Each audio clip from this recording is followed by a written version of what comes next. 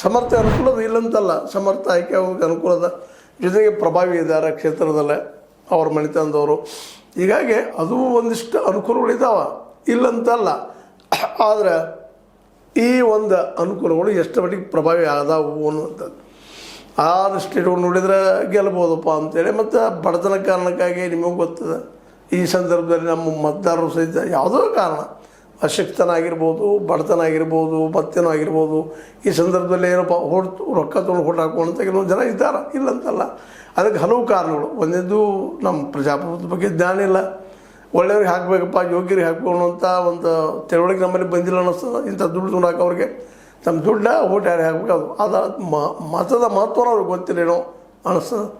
ಎಲ್ಲ ನೆಲೆಗಟ್ಟಲಲ್ಲೇ ವಿಚಾರ ಮಾಡಿದಾಗ ಸಹಜವಾಗಿ ಏನಪ್ಪ ಅಂತಂದ್ರೆ ಇಲ್ಲಿ ದುಡ್ಡಿನ ಒಂದಿಷ್ಟು ಮುಖ್ಯ ಕಾರಣ ಆಗ್ಬೋದು ಅಂತೇಳಿ.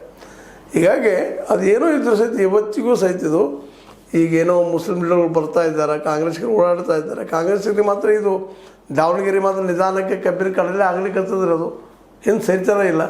ಆ ಕಾರಣಕ್ಕಾಗಿ ಇಲ್ಲೇ ನಮ್ಮ BJP ವತಿಯಿಂದಲ್ಲಿದ್ದಂತಹ ಶ್ರೀನಿವಾಸ್ ದಾಸ್ ಕರಿಯಪ್ಪ ಆರಿಸಿ ಬಂದಾರ, ಆಯ್ಕೆ ಆಧಾರ ಅನ್ನುವಂಥದ್ದು.